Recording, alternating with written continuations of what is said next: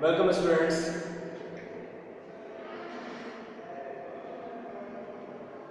We were discussing chapter 4, change in profit sharing ratio, and the topic was revaluation of assets and reassessment of liabilities. This is the part 2 of the topic.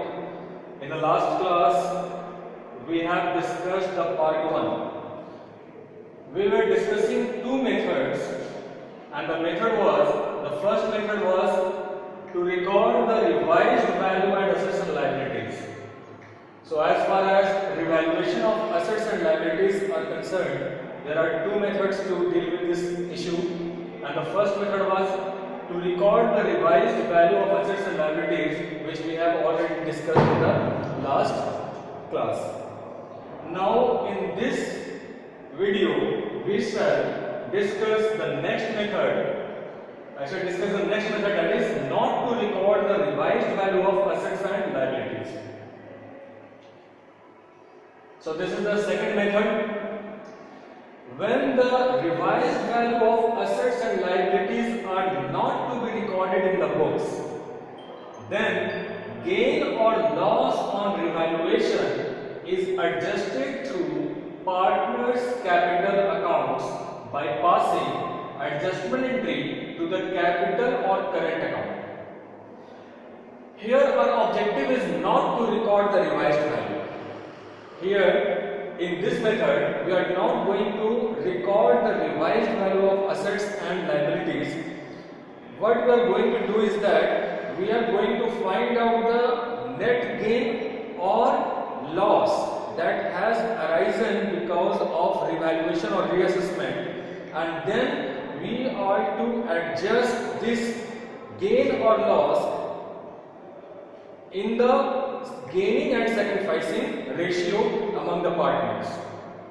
So by this method, the value of assets that was appearing or the value of liabilities that was appearing in the balance sheet, old balance sheet, is not going to change at all, because we are not going to pass any entry to record the change of assets and liabilities. Under this method, there are certain steps that we are going to follow. In the first step, you are supposed to calculate the net effect of revaluation. So under first step, calculate the net effect of revaluation, that is net effect of increase or decrease in assets and liabilities. This can be done in this manner. Whenever there is an upward revaluation in assets, then that will be a gain for the firm. Therefore, that has been indicated by a green positive sign. So the amount of increase in asset is a gain for the firm, and that gain belongs to partners in old ratio. That is, the partners before changing the PSR, that is old PSR, they would distribute this gain in old ratio. Similarly, if there is any downward revaluation in assets, then this is a loss for the firm. This is nothing but a loss for the firm, and this loss belongs to the period prior to change in PSR. Therefore, this loss must be distributed to partners in their old ratio. So this downward revaluation in asset has been indicated by a red negative sign. So out of the gain in upward revaluation, we are supposed to deduct this fall in value of assets in order to arrive at the net gain or loss on revaluation. Similarly, if there is an upward revaluation in liabilities, so upward revaluation in liabilities means the firm is supposed to pay more amount to its creditors in future. So this is nothing but a loss for the firm and ultimately to the owners, that is partners. Therefore, this upward revaluation in liabilities has been a loss which has been indicated by a red negative sign, minus sign. So this is nothing but this loss will be deducted out of the gains made earlier in other assets or liabilities. Similarly, if there is any downward revaluation in liabilities, So if the liability is estimated to be less than what it was in the last balance sheet, then this is nothing but a loss. This is a gain for the firm, because liability is decreasing, and this decrease in liability is nothing but a gain for the firm. Therefore, it has been added to the above items, which has been indicated by green positive sign. So now what you are supposed to do is that you are required to add or deduct all the items of upward and downward revaluation in this manner in order to find out the net effect of revaluation. And the net effect is, it can be either positive or negative. If the gain was higher than total loss, then this net effect will be a positive. That is, a net effect is gain, net gain out of revaluation.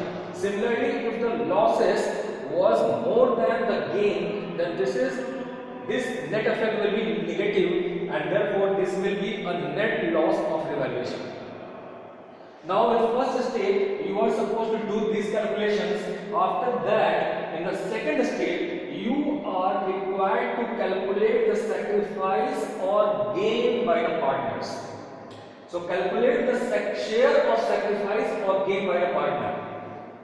Using the formula as follows. You know this formula: sacrifice. We are supposed to deduct the new share of the old share, and if the new share is less than the old share, then this is a positive sign. This is positive, nothing but sacrifice, because old share was more than new share, therefore it is a sacrifice.